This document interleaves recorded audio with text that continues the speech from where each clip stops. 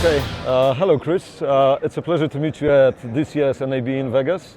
I get the chance to participate in the panel that you have led, and it was really inspiring. Can you tell us a bit more about managing complexity in global media operations? It's a challenge, but in a very good way. The media business, as we know, is a constantly changing thing, driven by the habits of the consumer, of watching content on your television at home or on your phone. A lot of it driven by the need to see live sports, for example. All right. But the trends in consumer habit ultimately drive the technology change that we need to do it with our facilities and for our customers, so that they can reach those new platforms for the consumer to be able to watch. And content needs to be available everywhere now. Oh yes. So we need to be ready for that and be able to enable that for customers of any kind and all over the world. Okay. So what are the trends right now in the global mass media distribution? Right now, the trends in global media distribution are certainly related to multi-format delivery, so that content is just as engaging on a phone vertically as it would be on a television or a device horizontally. Yeah. From an infrastructure perspective, the move away from some of the older formats to IP based streams. Right? We've been moving off of satellite now consistently for quite some time. Globecast began as a satellite teleport facility in the middle 90s, and that was a workable standard for decades. But a number of years ago, seeing the proliferation of cloud and the need for flexibility, we started transforming our facilities. We still love satellite, and we still need to be able to deliver via satellite for our customers, but we also need to be able to deliver live streams to YouTube TV or to Hulu or to any of the other myriad of platforms worldwide. And so that move to more flexible technologies, IP and cloud being the two biggest ones, are critically important for us to do that. It's also then helped move away from the need from antennas. It helps us save on the economics of maintaining antennas. In the last 24 months, we've moved away from over 100 antennas at our facilities worldwide. Through consolidation and improving workflows, and the move from older protocols to IP for delivery and distribution. So you may say you are right now one of the top of the line solutions, right? We certainly in the media ecosystem, I think our value is from our lineage. We've been doing this for a long time.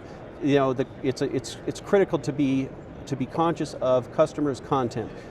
However it needs to be delivered, and I think that the connection to the content is the critically important value. We're only happy enough to deliver it however the customer needs it.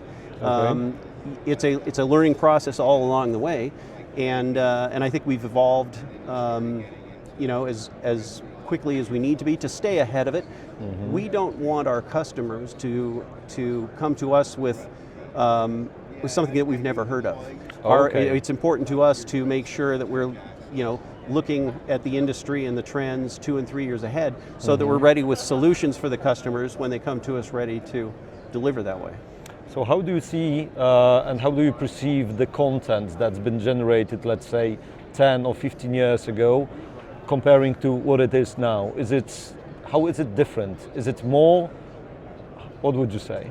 I would say that the evolution in content has spread out a little bit because of the different formats of consuming content and content experiences. VR, for example, is another immersive types of applications. So we've seen there's an event, and you need to customers want to be able to deliver that to all of those different formats based on what the consumer wants. I think the other thing are trends like high dynamic range and high frame rate for very fast moving sports.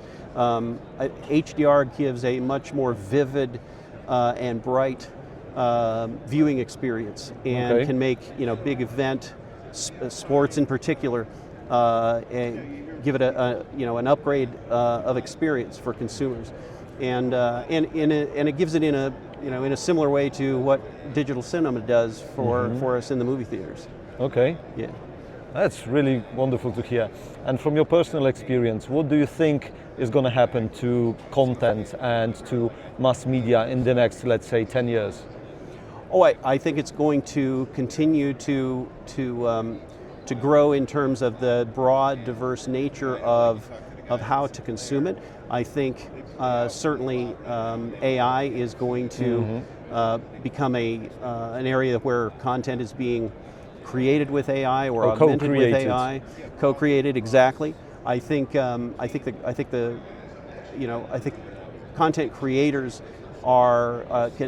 cannot be replaced. I think they will make use of some of these tools to maybe deliver things more quickly, or what 10 years ago or today costs a great deal of money for visual effects to augment content. It can be done at a far lower cost and very quickly,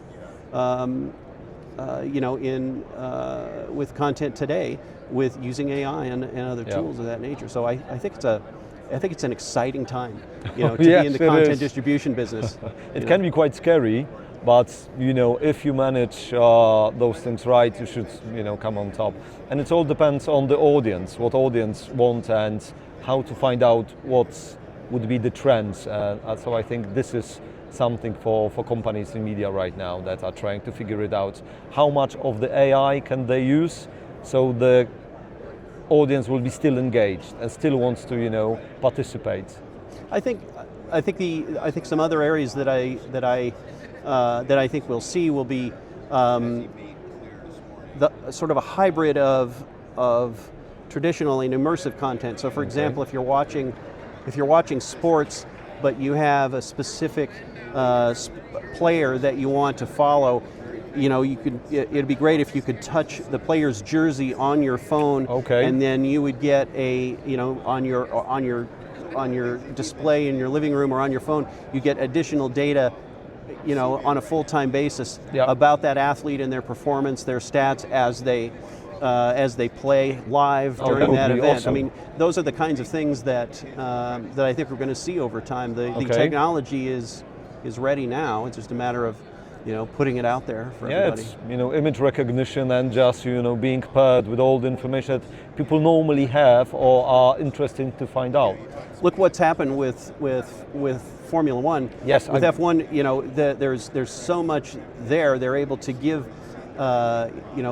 racing fans telemetry out of the cars and the many different views of not only of from the driver's point of view, on the driver's cars so that they can see across to the two drivers that are fighting to you can pick a driver camera that you want to follow. Exactly. And it's so easy. They got really good interface and really international. So that's interesting. Yeah, it's a phenomenal environment to be a part of these days. I've seen a great deal of change over the years, and it just seems like every year it gets better and better. Yeah, we are really happy to be part of the media community and so on.